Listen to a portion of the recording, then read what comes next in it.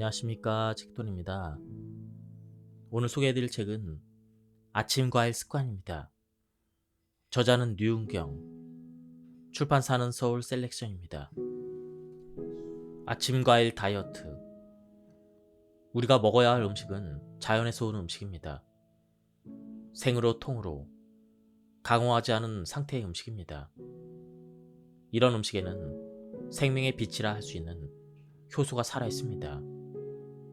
효소가 풍부한 음식을 먹으면 신기하게도 과식이 줄고 몸은 필요한 만큼만 받아들입니다.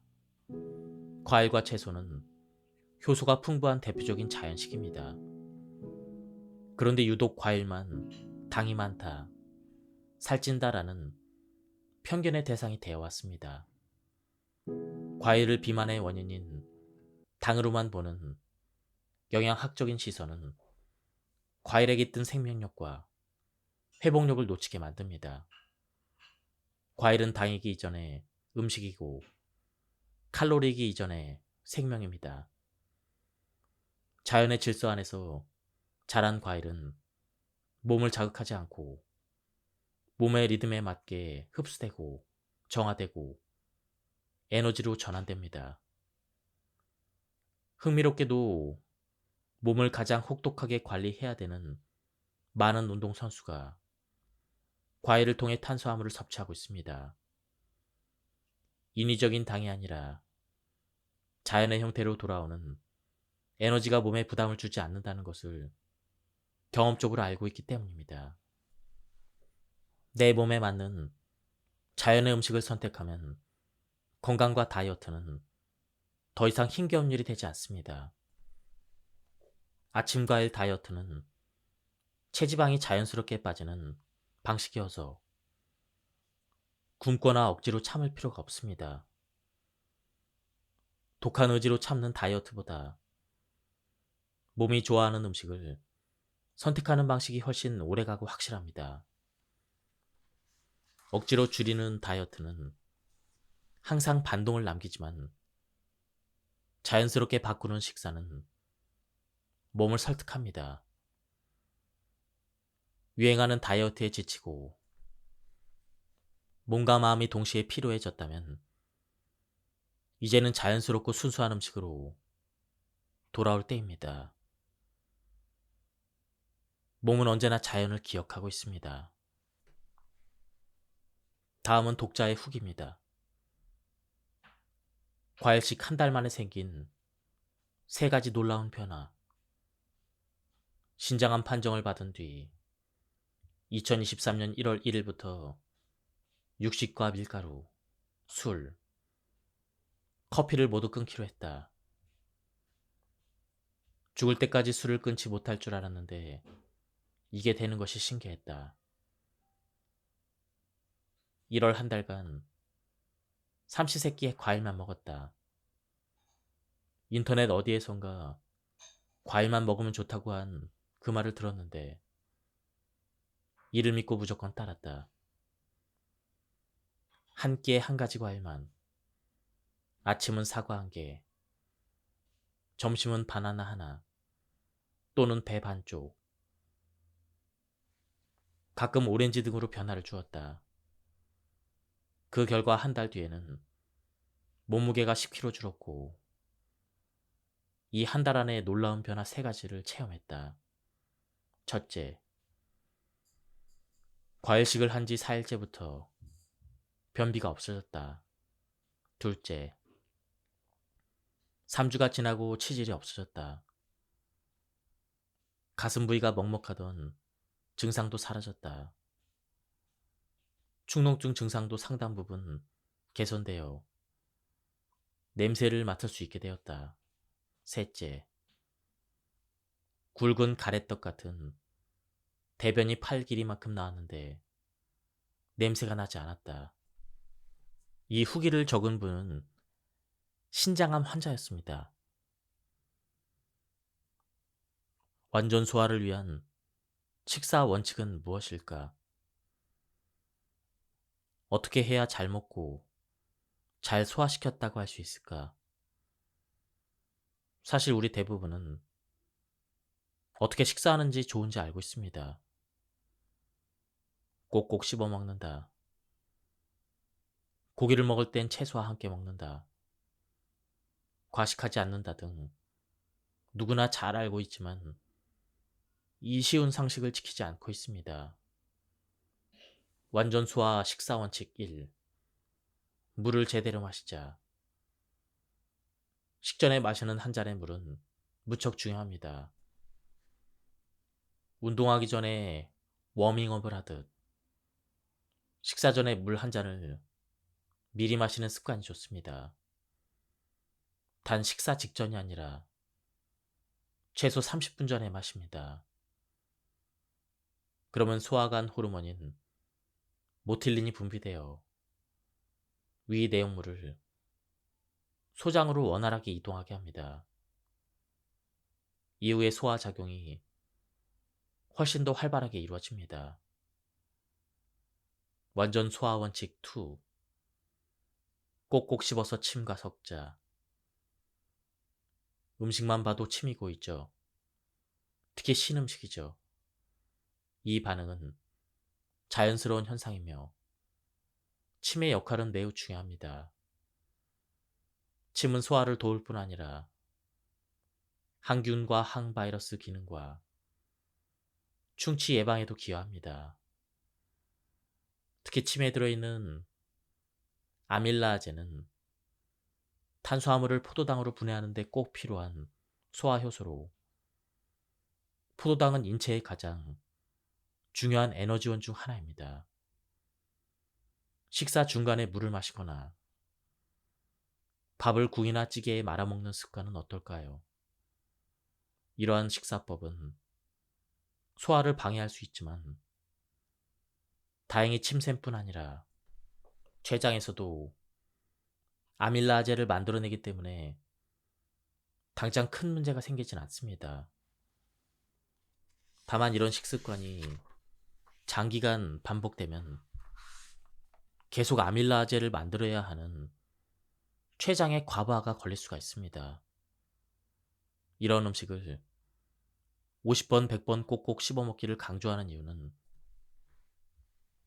입속에서 침이 잘 나오게 해서 소화를 도울 뿐 아니라 췌장의 과부하를 줄이는 데도 도움이 되기 때문입니다. 완전 소화 원칙 3. 정제 탄수화물은 되도록 적게 먹자. 우리가 무언가를 먹으면 췌장은 곧바로 일하기 시작합니다. 혈당 조절 호르몬인 인슐린과 글루카곤을 만들고 탄수화물뿐만 아니라 단백질과 지방의 소화 효소까지 생산하죠. 때론 침샘 역할까지 담당하는 췌장은 매우 중요한 소화기관 중 하나입니다. 정제 탄수화물을 많이 섭취하게 되면 췌장은 넘쳐나는 포도당을 처리하느라 과로할 수밖에 없습니다. 그런데 췌장이 과로하여 인슐린 생산 능력이 저하되는 등 제 기능을 하지 못하면 당뇨병, 췌장결절, 췌장염, 심지어 췌장암으로까지 이어질 위험이 있습니다. 완전 소화 원칙 4. 단백질과 지방은 적당히 먹자. 단백질은 펩티디아제에 의해 아미노산으로 분해됩니다. 아미노산은 머리카락, 손톱, 항체, 혈구 등 우리 몸을 구성하는 중요한 원료로서 특히 필수 아미노산은 반드시 음식을 통해 섭취해야 합니다. 하지만 단백질을 너무 많이 섭취하게 되면 당이나 지방으로 변환되어 저장될 수 있습니다. 지방은 췌장에서 분비되는 리파제에 의해 소화됩니다.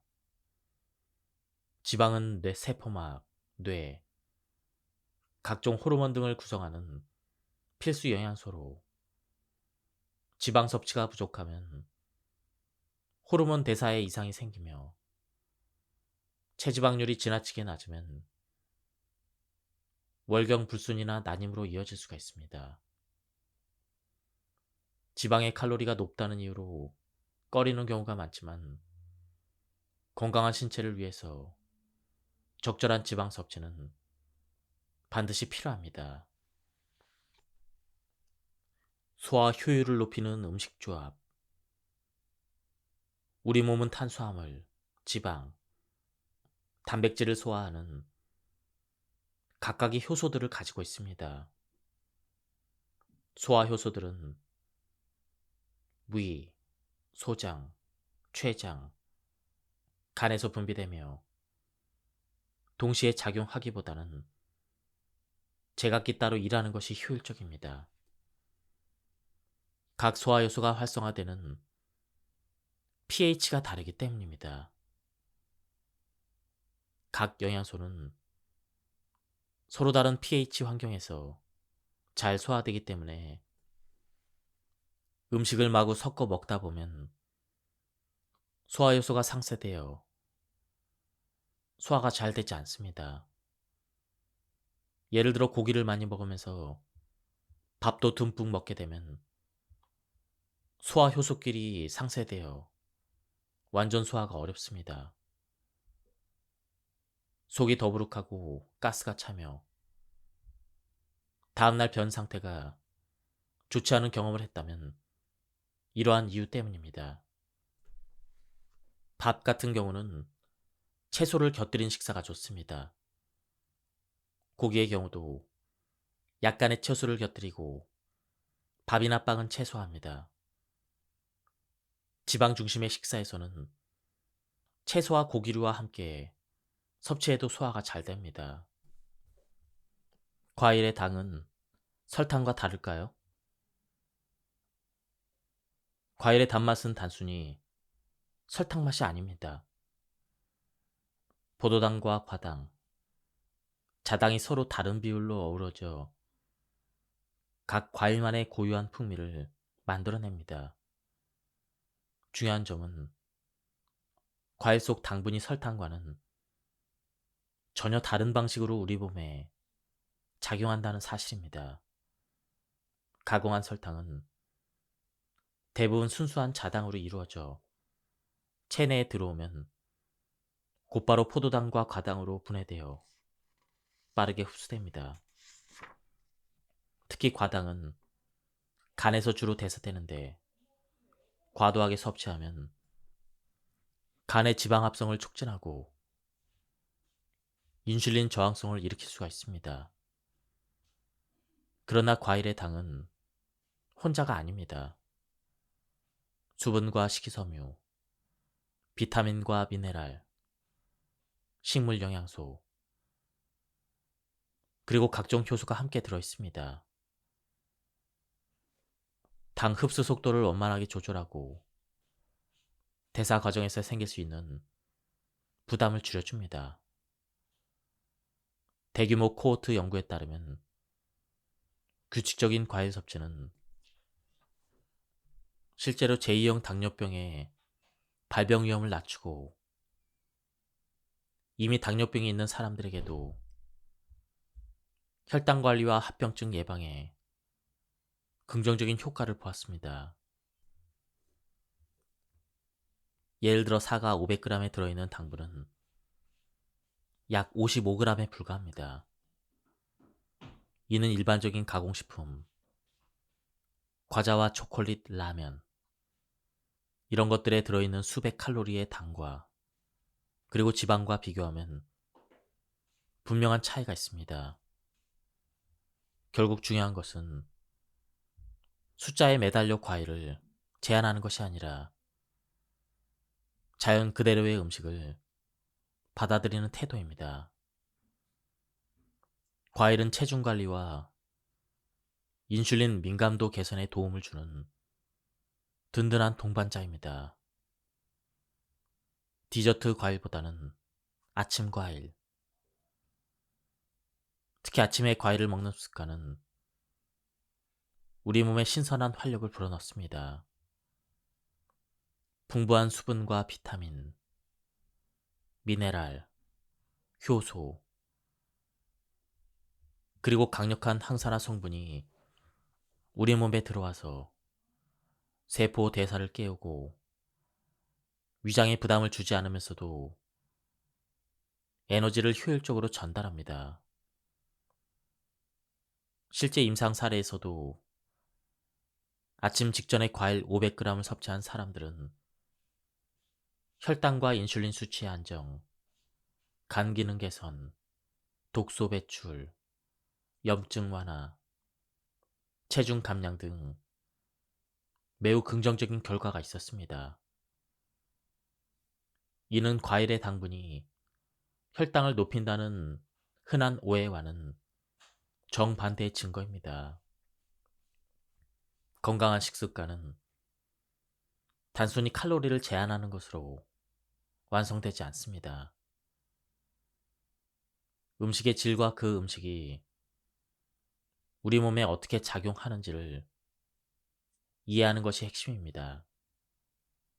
그 점에서 과일은 단순한 간식이 아니라 우리 몸의 균형을 회복시키는 순수한 자연의 음식입니다.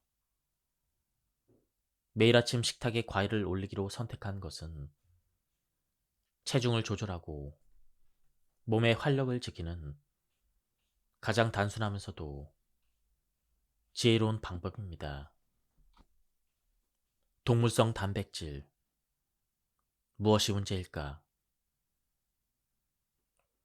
지나친 동물성 단백질 섭취는 오히려 건강에 해롭습니다. 미국 코넬대의 콜린 캠벨 박사는 필리핀의 저소득층 어린이들의 건강 문제를 연구하던 중 오히려 부유한 가정의 어린이들이 간암에 더 잘 걸리는 사례를 발견했습니다. 고기를 자주 많이 먹으면 건강 상태가 안 좋아집니다. 미국의 의사 존 맥두걸은 동물성 단백질이 각종 질병의 원인임을 강조합니다. 그는 육식 위주의 식사로 10대의 중풍과 비만으로 고생하다가 곡물 위주의 채식으로 건강을 회복했다고 합니다. 병 안 걸리고 사는 법의 저자 신야 히로미는 대장 폴립으로 고생하는 미국인의 장 상태는 일본인들과 달리 현저히 딱딱하고 울퉁불퉁한 것으로 확인했습니다. 그 원인은 육류 섭취였습니다. 동물성 단백질이 문제가 되는 이유는 섭취한 양 그대로 100% 소화되지 않기 때문입니다. 단백질은 완전 연소되기 어려울 뿐 아니라 부산물로 요산과 요소, 암모니아가 발생하는데 이것들이 몸에 쌓여 각종 질병의 원인이 됩니다. 이 부산물들은 산성을 띠게 되어 우리 몸이 이를 중화시키려고 칼슘을 지나치게 사용합니다. 그래서 뼈의 주 성분인 칼슘이 급격하게 빠져나가 골다공증이 일어납니다. 흰 쥐에게 단백질 함량이 30에서 40%인 사료를 먹였을 때 물을 많이 먹어 신장이 비대해졌다는 연구 결과가 있습니다. 우리 몸에서 필터 역할을 하는 신장이 과로하게 되면 신장염이나 신우신염 같은 질병이 생깁니다. 부산물인 요소가 다 처리되지 못하여 관절이 쌓이면 통풍 증세가 나타납니다. 몸에 좋은 줄 알고 먹었던 보양식이 관절과 신장에 손상을 주는 결과를 낳습니다. 장수 마을로 알려진 오키나와와 파키스탄 훈자 마을 사람들은 제철 과일과 채소를 통해 필수 아미노산을 공급받았습니다. 그들의 주식은 바나나와 당근, 옥수수, 양배추, 오이, 완두콩, 감자, 견과류였습니다. 단백질 보충제 없이도 아침 과일과 한식을 먹고 운동을 하면 근육량은 증가합니다. 우리가 평소에 먹는 과일과 채소, 통곡식과 견과류, 씨앗류, 콩류, 이런 위주의 한식으로도 충분한 단백질을 얻을 수가 있습니다. 헬스장에서 개인 트레이닝을 받으며 닭가슴살 샐러드만 먹던 K씨는 아침 과일과 한식으로 바꾼 후 오히려 한 달 만에 체지방은 6kg 감소하고 근육은 1.2kg 증가했습니다. 다양한 영양소가 근육 증가에 도움이 된 것입니다.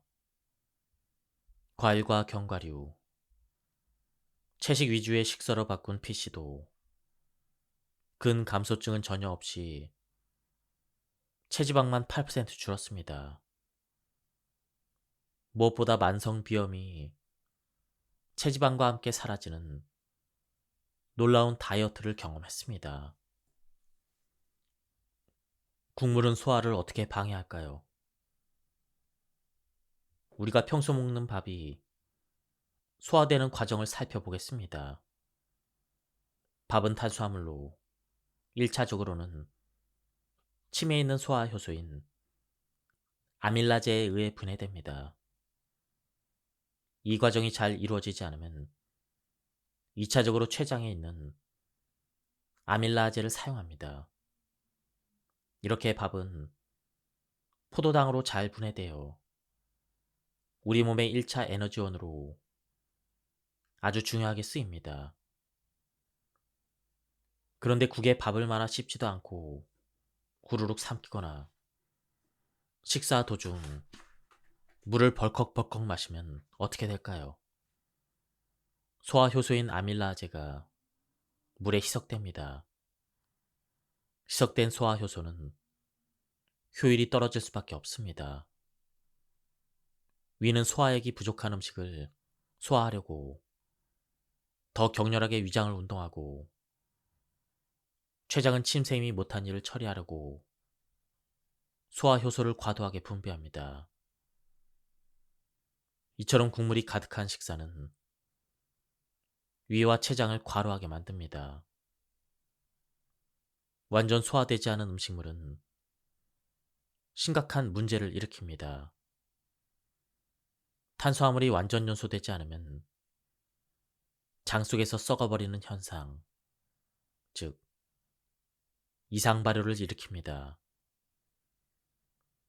단백질은 장 속에서 부패하고 지방은 산패됩니다. 이는 섭취한 음식이 몸속에서 상해버렸다는 뜻이죠. 영양소가 되기는커녕 처리해야 될 골치 아픈 쓰레기가 되고 마는 것입니다. 이는 마치 식탁 위의 음식을 일주일 정도 그대로 방치하여 상해버린 상태와 같습니다. 몸속의 음식 쓰레기를 그대로 담아두고 싶은 사람은 아무도 없을 것입니다. 몸속에서 일어나는 이상 발효와 부패, 산패는 가공식품을 섭취했을 때 심해집니다. 가공식품은 그저 단순한 음식이 아닙니다. 과자나 라면, 에너지바 등 편의점과 마트에서 파는 수많은 탄수화물 가공식품에는 수십 가지 첨가물이 들어있습니다. 간단한 요깃거리로 먹는 삼각김밥이나 샌드위치에도 40여 종 이상의 첨가물이 들어갑니다. 가공식품을 제조할 땐 각종 향과 색으로 진짜보다 더 진짜 같은 흉내를 냅니다. 문제는 이렇게 화학물질이 많이 첨가된 음식이 몸속에 들어오면 소화기관이 엄청나게 고생한다는 점이죠. 완전 연소를 위한 올바른 식사법. 저는 20대 후반에 소화불량으로 속이 늘 불편했습니다. 그래서 섭취한 음식을 완전히 연소시켜 보겠다고 결심을 하고 식사할 때마다 국물 없이 먹기와 꼭꼭 씹어 먹기를 실천했습니다. 국물 없이 밥과 나물 반찬을 50번 정도 꼭꼭 씹어서 침으로 죽처럼 만든 후에 삼키는 식사법을 시도했습니다. 사실 저는 국물 있는 요리를 좋아하고 오랫동안 국물에 밥을 말아 먹는 습관이 있어서 완전 연소를 위한 실천이 쉽지 않았지만 신선한 식사법이었습니다. 그렇게 식사하고 나면 포만감으로 든든하면서도 식곤증 없이 속이 아주 편했습니다. 배고픔 없이 체중은 점점 줄어들었습니다. 제 몸에 들어온 음식이 에너지로 완전히 사용되는 느낌이었고 아주 특별한 경험이었습니다.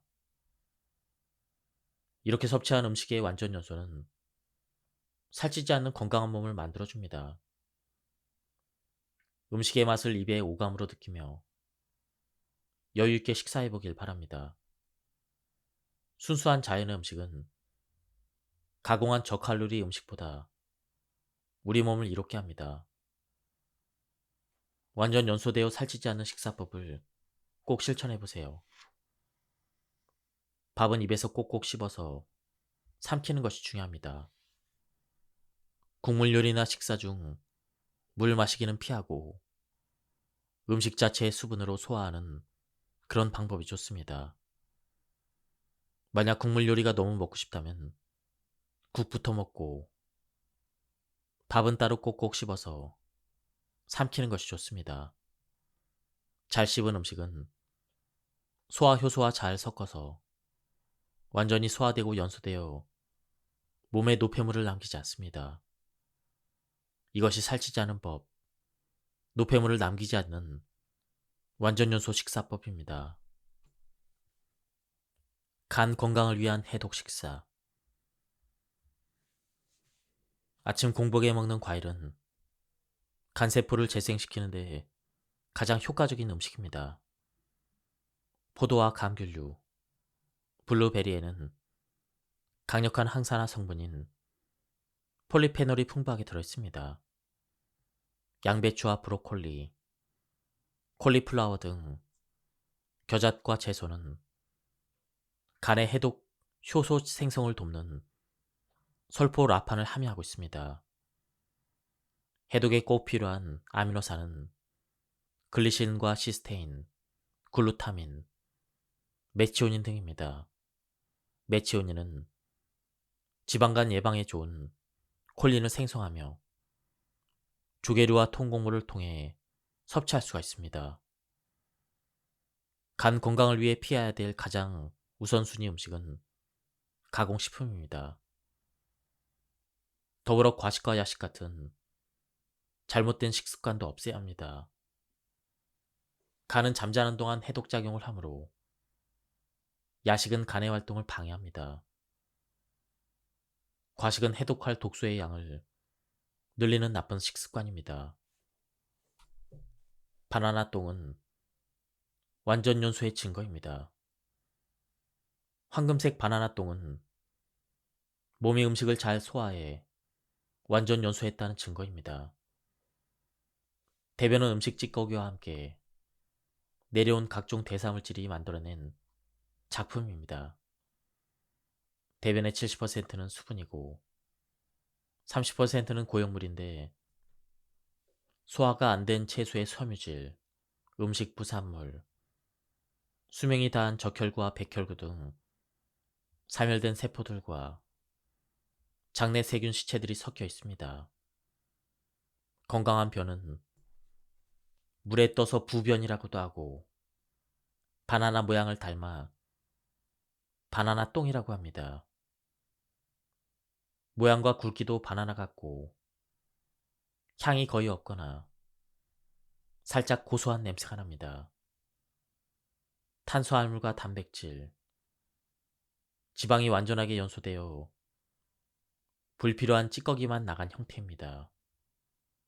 바나나 똥은 건강한 다이어트의 목표입니다. 국물 없이 밥을 50번 꼭꼭 씹어 먹기, 활발한 장 연동 운동, 장내 미생물에 좋은 식이섬유의 적절한 섭취, 자율신경의 안정적인 작용이 함께하여 건강한 배설이 이루어집니다.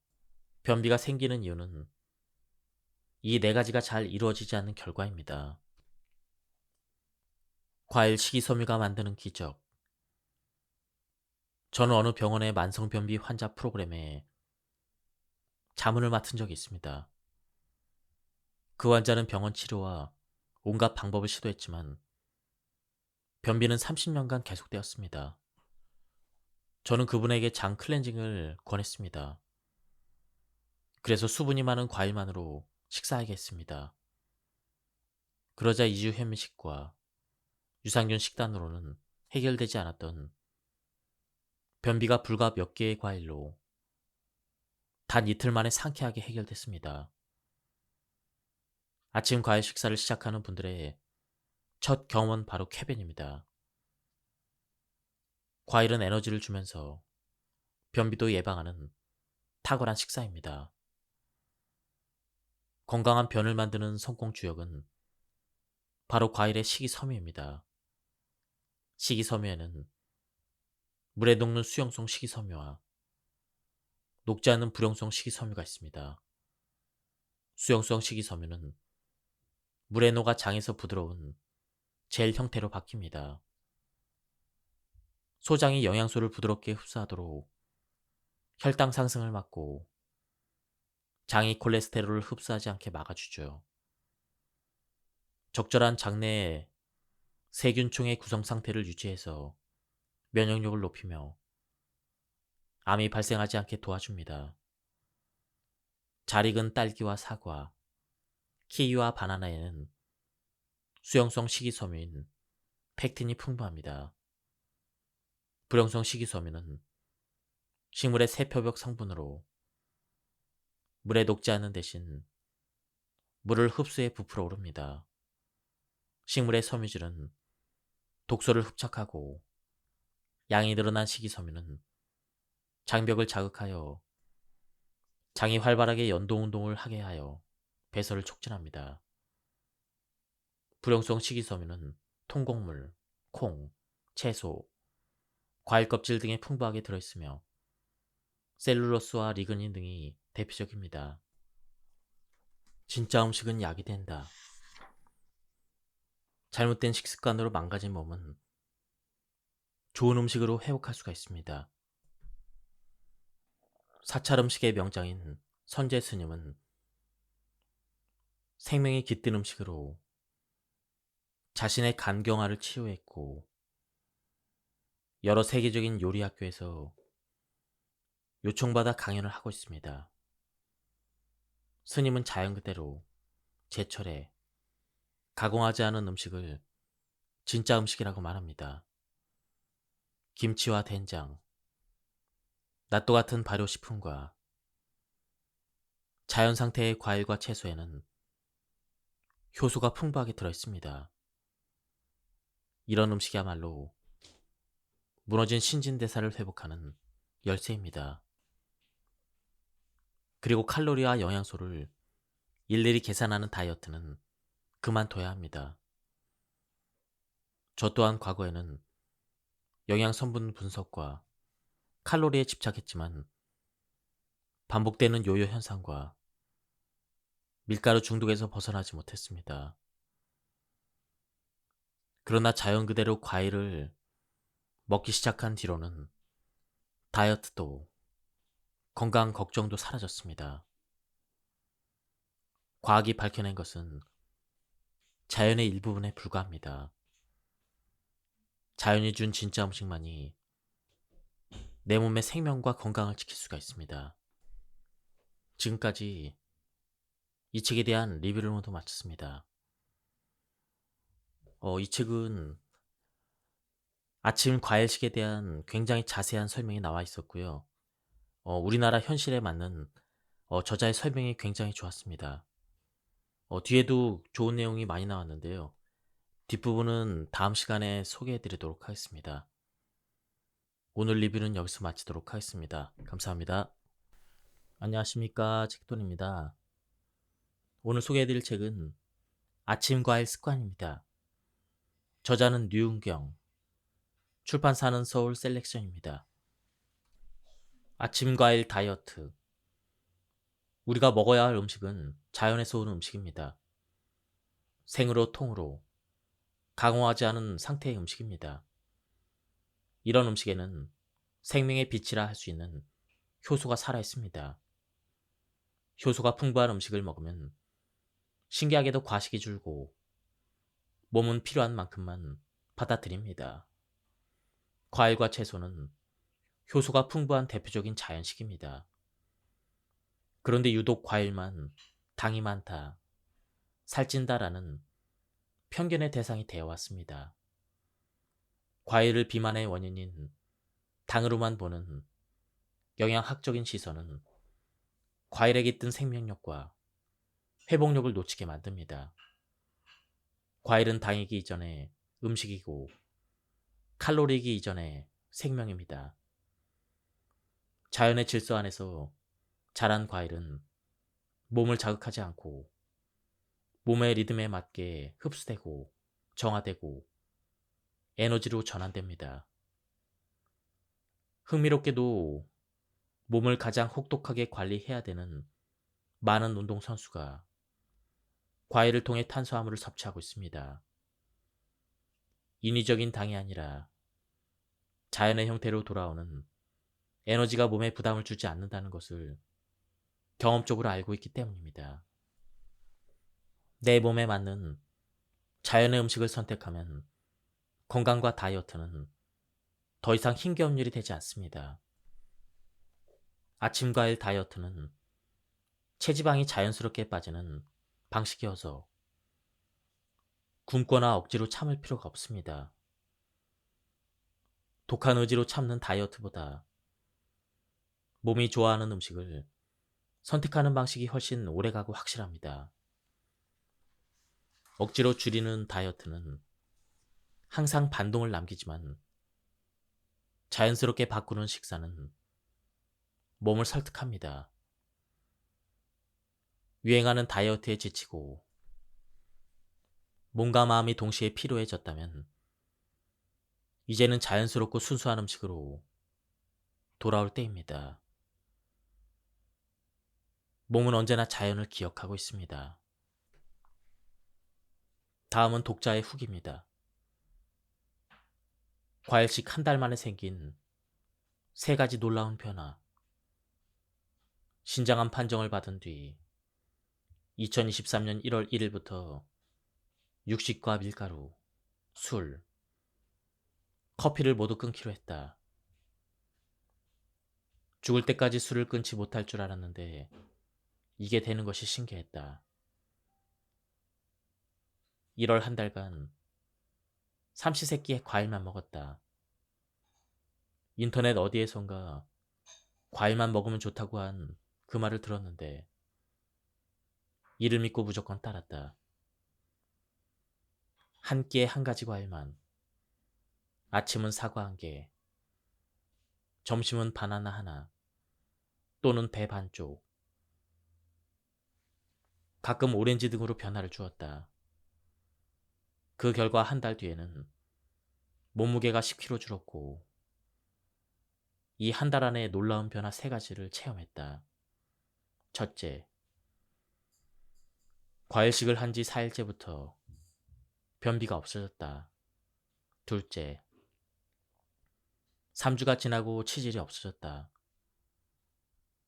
가슴 부위가 먹먹하던 증상도 사라졌다. 축농증 증상도 상당 부분 개선되어 냄새를 맡을 수 있게 되었다.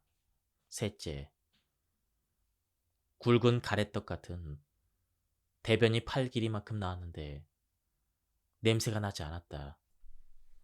이 후기를 적은 분은 신장암 환자였습니다. 완전 소화를 위한 식사 원칙은 무엇일까? 어떻게 해야 잘 먹고 잘 소화시켰다고 할 수 있을까? 사실 우리 대부분은 어떻게 식사하는지 좋은지 알고 있습니다. 꼭꼭 씹어 먹는다. 고기를 먹을 땐 채소와 함께 먹는다. 과식하지 않는다 등 누구나 잘 알고 있지만 이 쉬운 상식을 지키지 않고 있습니다. 완전 소화 식사 원칙 1. 물을 제대로 마시자. 식전에 마시는 한 잔의 물은 무척 중요합니다. 운동하기 전에 워밍업을 하듯 식사 전에 물 한 잔을 미리 마시는 습관이 좋습니다. 단 식사 직전이 아니라 최소 30분 전에 마십니다. 그러면 소화관 호르몬인 모틸린이 분비되어 위 내용물을 소장으로 원활하게 이동하게 합니다. 이후에 소화작용이 훨씬 더 활발하게 이루어집니다. 완전 소화 원칙 2. 꼭꼭 씹어서 침과 섞자. 음식만 봐도 침이 고이죠.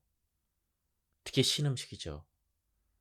이 반응은 자연스러운 현상이며 침의 역할은 매우 중요합니다.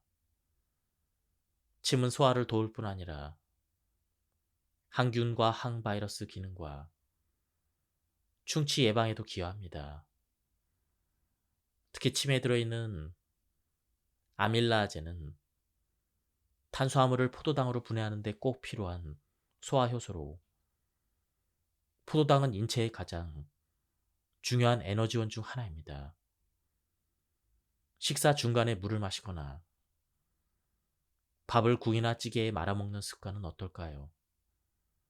이러한 식사법은 소화를 방해할 수 있지만 다행히 침샘뿐 아니라 췌장에서도 아밀라아제를 만들어내기 때문에 당장 큰 문제가 생기진 않습니다.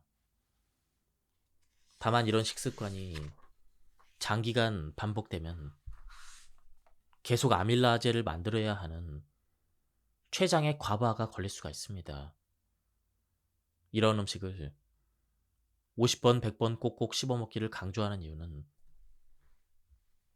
입속에서 침이 잘 나오게 해서 소화를 도울 뿐 아니라 췌장의 과부하를 줄이는 데도 도움이 되기 때문입니다.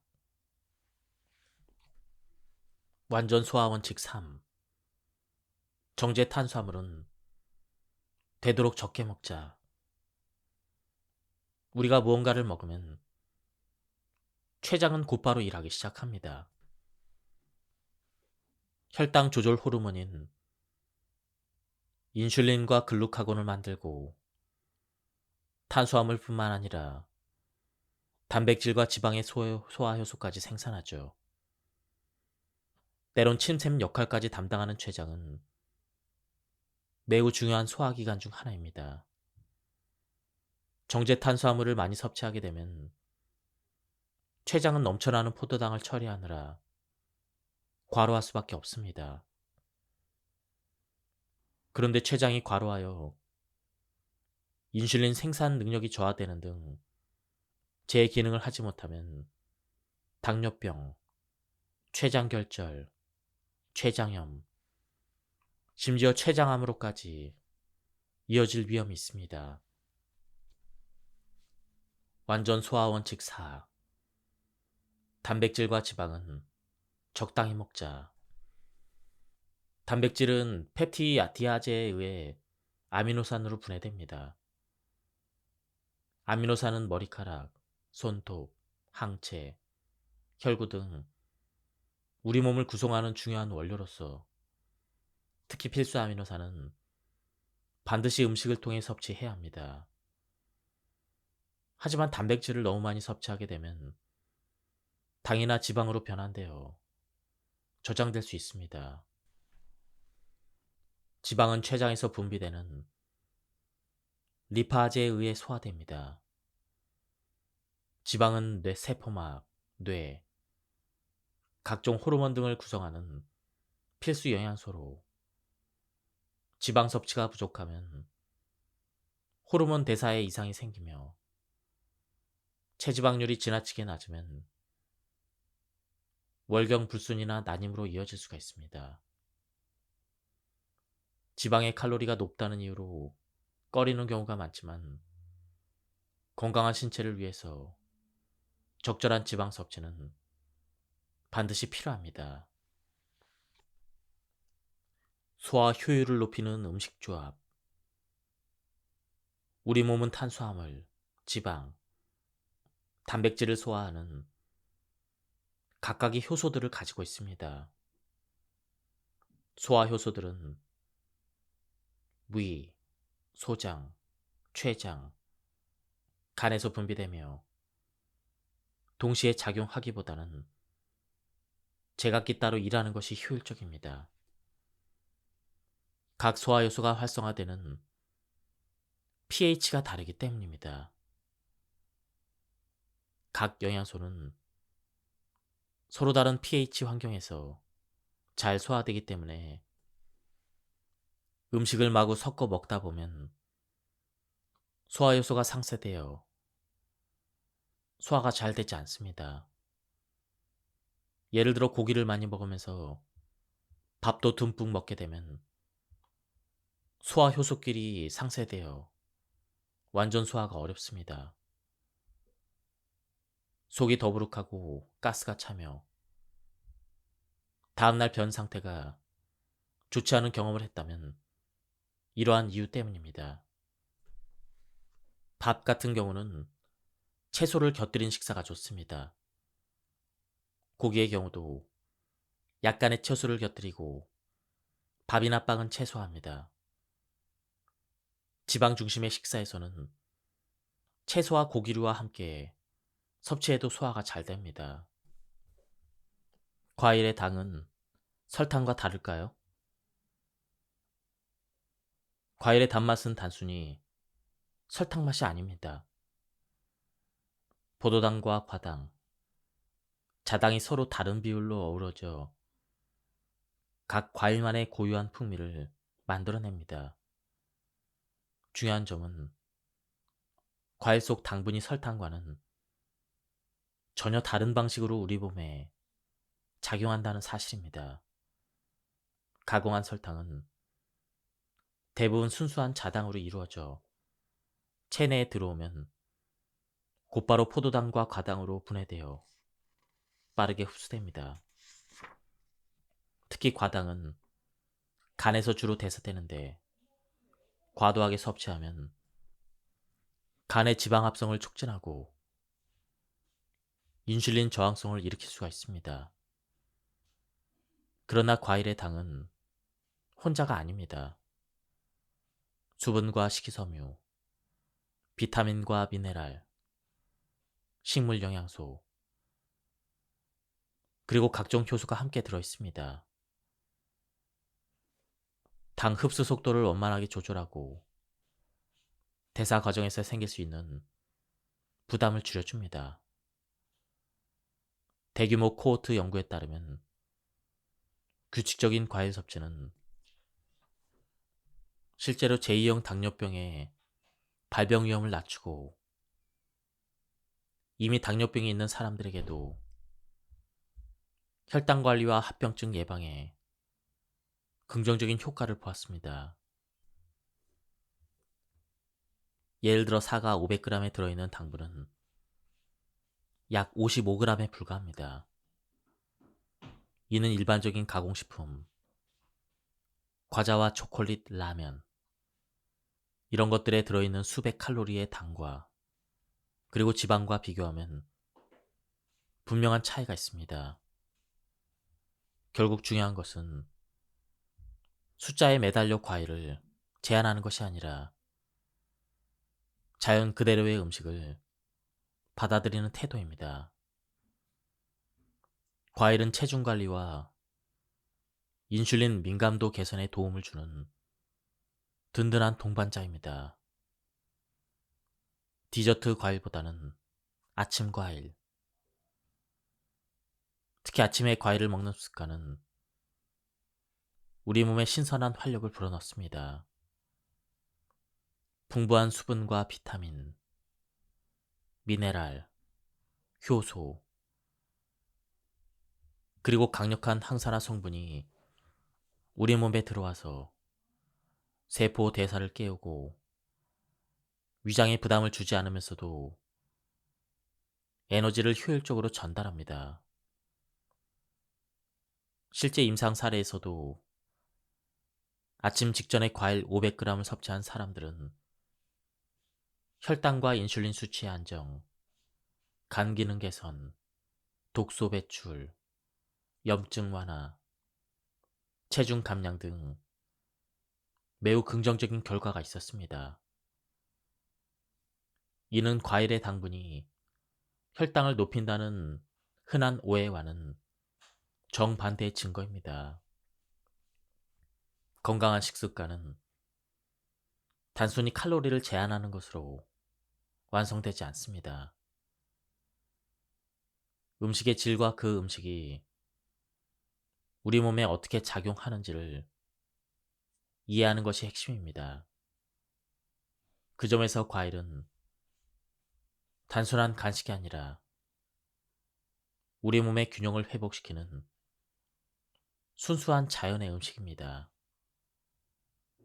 매일 아침 식탁에 과일을 올리기로 선택한 것은 체중을 조절하고 몸의 활력을 지키는 가장 단순하면서도 지혜로운 방법입니다. 동물성 단백질, 무엇이 문제일까? 지나친 동물성 단백질 섭취는 오히려 건강에 해롭습니다. 미국 코넬대의 콜린 캠벨 박사는 필리핀의 저소득층 어린이들의 건강 문제를 연구하던 중 오히려 부유한 가정의 어린이들이 간암에 더 잘 걸리는 사례를 발견했습니다. 고기를 자주 많이 먹으면 건강 상태가 안 좋아집니다. 미국의 의사 존 맥두걸은 동물성 단백질이 각종 질병의 원인임을 강조합니다. 그는 육식 위주의 식사로 10대의 중풍과 비만으로 고생하다가 곡물 위주의 채식으로 건강을 회복했다고 합니다.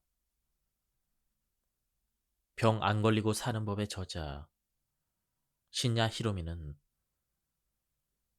대장 폴립으로 고생하는 미국인의 장 상태는 일본인들과 달리 현저히 딱딱하고 울퉁불퉁한 것으로 확인했습니다. 그 원인은 육류 섭취였습니다. 동물성 단백질이 문제가 되는 이유는 섭취한 양 그대로 100% 소화되지 않기 때문입니다. 단백질은 완전 연소되기 어려울 뿐 아니라 부산물로 요산과 요소, 암모니아가 발생하는데 이것들이 몸에 쌓여 각종 질병의 원인이 됩니다. 이 부산물들은 산성을 띠게 되어 우리 몸이 이를 중화시키려고 칼슘을 지나치게 사용합니다.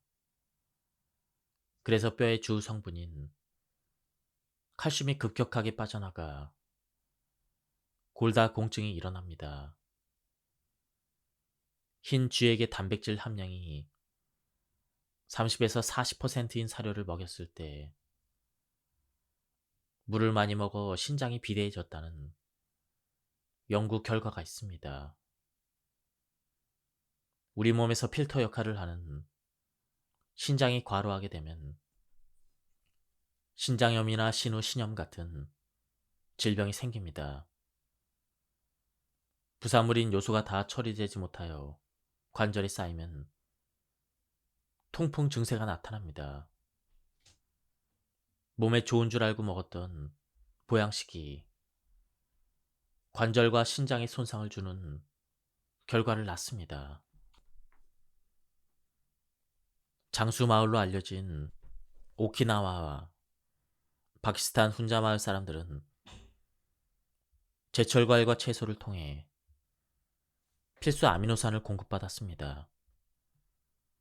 그들의 주식은 바나나와 당근, 옥수수, 양배추, 오이, 완두콩, 감자, 견과류였습니다. 단백질 보충제 없이도 아침 과일과 한식을 먹고 운동을 하면 근육량은 증가합니다. 우리가 평소에 먹는 과일과 채소, 통곡식과 견과류, 씨앗류, 콩류, 이런 위주의 한식으로도 충분한 단백질을 얻을 수가 있습니다. 헬스장에서 개인 트레이닝을 받으며 닭가슴살 샐러드만 먹던 K씨는 아침 과일과 한식으로 바꾼 후 오히려 한 달 만에 체지방은 6kg 감소하고 근육은 1.2kg 증가했습니다. 다양한 영양소가 근육 증가에 도움이 된 것입니다. 과일과 견과류, 채식 위주의 식사로 바꾼 P씨도 근 감소증은 전혀 없이 체지방만 8% 줄었습니다. 무엇보다 만성 비염이 체지방과 함께 사라지는 놀라운 다이어트를 경험했습니다. 국물은 소화를 어떻게 방해할까요? 우리가 평소 먹는 밥이 소화되는 과정을 살펴보겠습니다. 밥은 탄수화물로 1차적으로는 침에 있는 소화 효소인 아밀라제에 의해 분해됩니다. 이 과정이 잘 이루어지지 않으면 2차적으로 췌장에 있는 아밀라제를 사용합니다. 이렇게 밥은 포도당으로 잘 분해되어 우리 몸의 1차 에너지원으로 아주 중요하게 쓰입니다. 그런데 국에 밥을 말아 씹지도 않고 후루룩 삼키거나 식사 도중 물을 벌컥벌컥 마시면 어떻게 될까요? 소화 효소인 아밀라제가 물에 희석됩니다. 희석된 소화 효소는 효율이 떨어질 수밖에 없습니다. 위는 소화액이 부족한 음식을 소화하려고 더 격렬하게 위장을 운동하고, 췌장은 침샘이 못한 일을 처리하려고 소화 효소를 과도하게 분비합니다. 이처럼 국물이 가득한 식사는 위와 췌장을 과로하게 만듭니다. 완전 소화되지 않은 음식물은 심각한 문제를 일으킵니다. 탄수화물이 완전 연소되지 않으면 장 속에서 썩어버리는 현상, 즉 이상 발효를 일으킵니다. 단백질은 장 속에서 부패하고 지방은 산패됩니다. 이는 섭취한 음식이 몸속에서 상해버렸다는 뜻이죠. 영양소가 되기는커녕 처리해야 될 골치 아픈 쓰레기가 되고 마는 것입니다. 이는 마치 식탁 위의 음식을 일주일 정도 그대로 방치하여 상해버린 상태와 같습니다. 몸속의 음식 쓰레기를 그대로 담아두고 싶은 사람은 아무도 없을 것입니다. 몸속에서 일어나는 이상 발효와 부패, 산패는 가공식품을 섭취했을 때 심해집니다. 가공식품은 그저 단순한 음식이 아닙니다. 과자나 라면, 에너지바 등 편의점과 마트에서 파는 수많은 탄수화물 가공식품에는 수십 가지 첨가물이 들어있습니다. 간단한 요깃거리로 먹는 삼각김밥이나 샌드위치에도 40여 종 이상의 첨가물이 들어갑니다. 가공식품을 제조할 땐 각종 향과 색으로 진짜보다 더 진짜 같은 흉내를 냅니다. 문제는 이렇게 화학물질이 많이 첨가된 음식이 몸속에 들어오면 소화기관이 엄청나게 고생한다는 점이죠. 완전 연소를 위한 올바른 식사법. 저는 20대 후반에 소화불량으로 속이 늘 불편했습니다. 그래서 섭취한 음식을 완전히 연소시켜 보겠다고 결심을 하고 식사할 때마다 국물 없이 먹기와 꼭꼭 씹어 먹기를 실천했습니다. 국물 없이 밥과 나물 반찬을 50번 정도 꼭꼭 씹어서 침으로 죽처럼 만든 후에 삼키는 식사법을 시도했습니다. 사실 저는 국물 있는 요리를 좋아하고 오랫동안 국물에 밥을 말아 먹는 습관이 있어서 완전 연소를 위한 실천이 쉽지 않았지만 신선한 식사법이었습니다. 그렇게 식사하고 나면 포만감으로 든든하면서도 식곤증 없이 속이 아주 편했습니다. 배고픔 없이 체중은 점점 줄어들었습니다.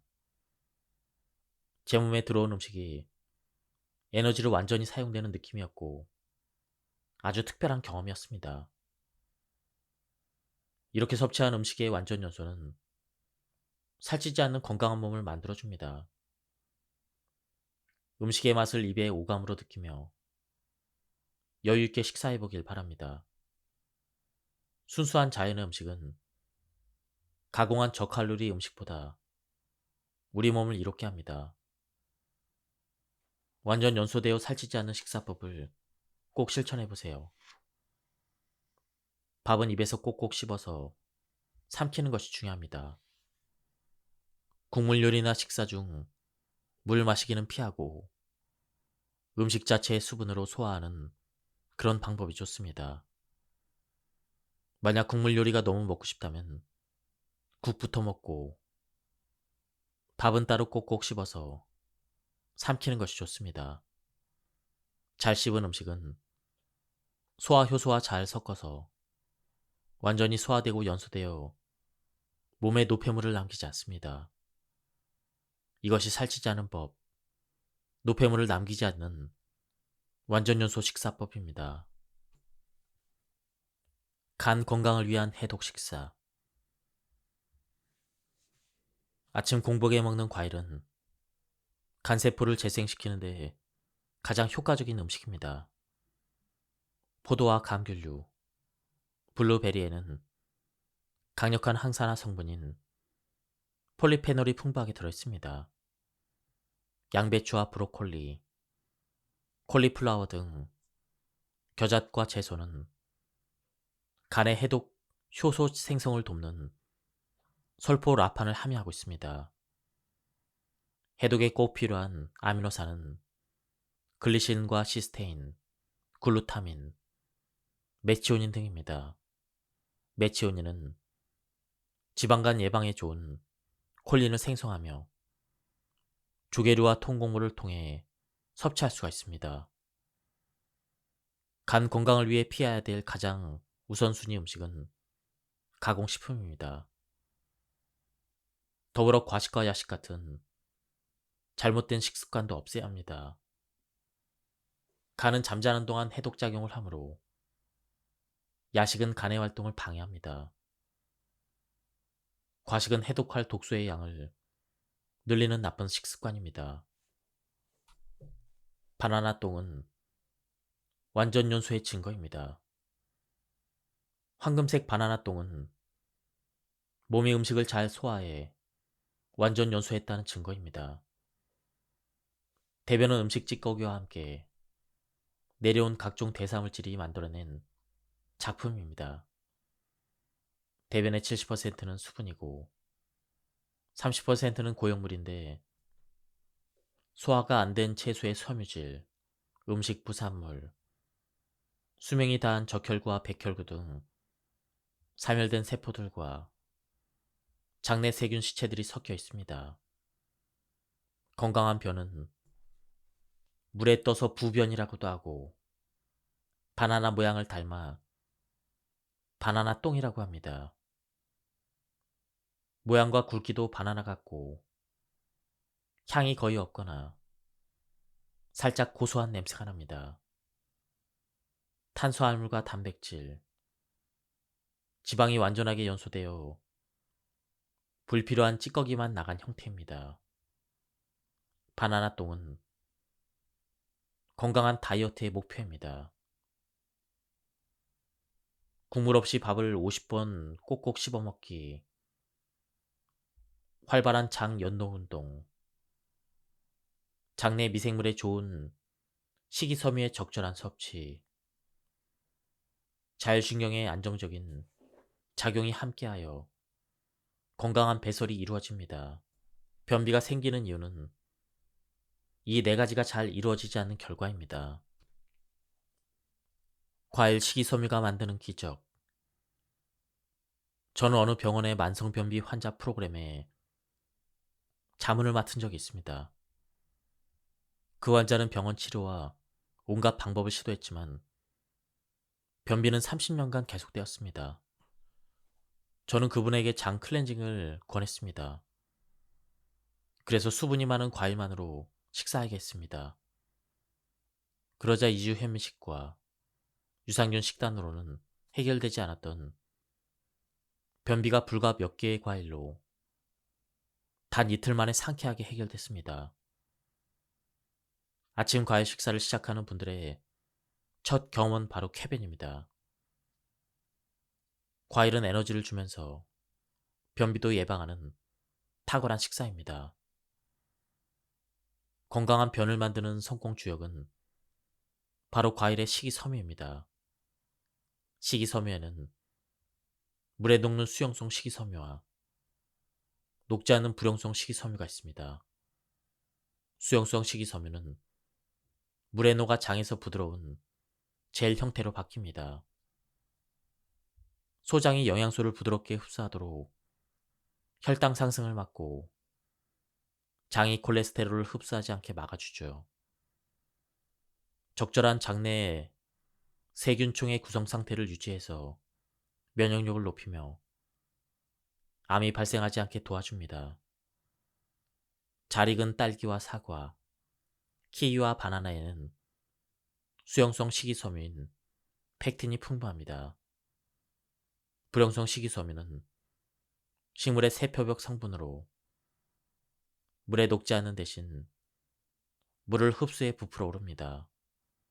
식물의 섬유질은 독소를 흡착하고 양이 늘어난 식이섬유는 장벽을 자극하여 장이 활발하게 연동운동을 하게 하여 배설을 촉진합니다. 불용성 식이섬유는 통곡물, 콩, 채소, 과일 껍질 등에 풍부하게 들어있으며 셀룰로스와 리그닌 등이 대표적입니다. 진짜 음식은 약이 된다. 잘못된 식습관으로 망가진 몸은 좋은 음식으로 회복할 수가 있습니다. 사찰 음식의 명장인 선제 스님은 생명이 깃든 음식으로 자신의 간경화를 치유했고 여러 세계적인 요리 학교에서 요청받아 강연을 하고 있습니다. 스님은 자연 그대로 제철에 가공하지 않은 음식을 진짜 음식이라고 말합니다. 김치와 된장, 낫또 같은 발효식품과 자연 상태의 과일과 채소에는 효소가 풍부하게 들어있습니다. 이런 음식이야말로 무너진 신진대사를 회복하는 열쇠입니다. 그리고 칼로리와 영양소를 일일이 계산하는 다이어트는 그만둬야 합니다.